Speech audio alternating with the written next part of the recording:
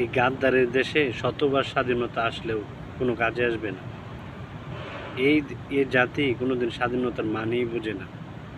আমরা ৭১-এ স্বাধীনতা হয়েছে দেশ, ২৪-এ ছাত্র জনতা রক্ত দিয়ে ফ্যাসিস্ট দূর করেছে, ৫২-র ভাষা আন্দোলনে আমরা ভাষাকে বাঁচানোর জন্য অনেকে শহীদ হয়েছে।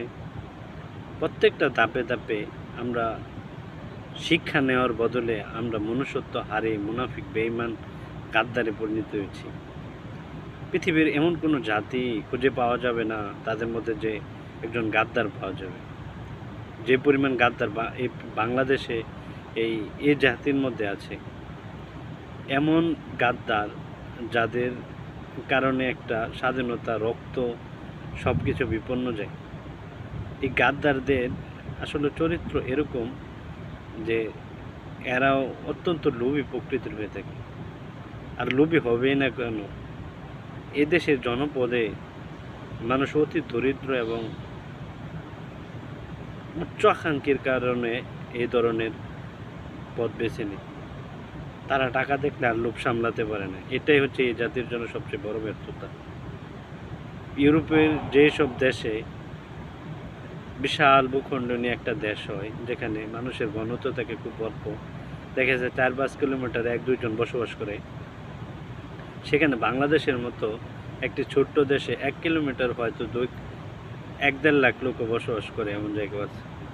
তাহলে বোঝাই যায় যে এত জনসংখ্যার দেশে আমরা যে খুব ভালোভাবে বেঁচে আছি, একজনের মাংস আরেকজন কামড়িয়ে খাচ্ছি না, এটাই হচ্ছে আমাদের জন্য সবচেয়ে বড় সফলতা। আর এই দেশে গাদ্দার জন্মাবেই। সে আদিকাল থেকে গাদ্দাররা এসেছিল, মির্জাফর থেকে শুরু করে এই পর্যন্ত আসতে থাকবে। এরা রক্তগঙ্গা উপেক্ষা করে কিভাবে একটা জাতিকে কিভাবে বিনষ্ট করতে হয় তারা আমরা দেখেছি।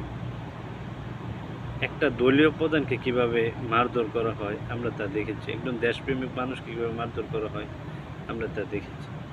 এটাই হচ্ছে বাস্তবতা, যে ২৪-এর অভ্যুত্থানে শত শত ছাত্র জনতার রক্তে রাজপথ বঞ্চিত করার ইতিহাস কিভাবে তারা বিকৃতি করছে, কিভাবে তাদের ক্ষমতা আর বলে কিভাবে গাদ্দারি করছে মনে মনে, কীভাবে যে জায়গায় দেশ উন্নত হওয়ার পেছনে তারা গাদ্দারি করছে, এটা আসলে আর বোঝানো যাবে না। শতবার এদেশে আন্দোলন হলেও, শতবার রক্ত দিলেও বৃথা যাবে।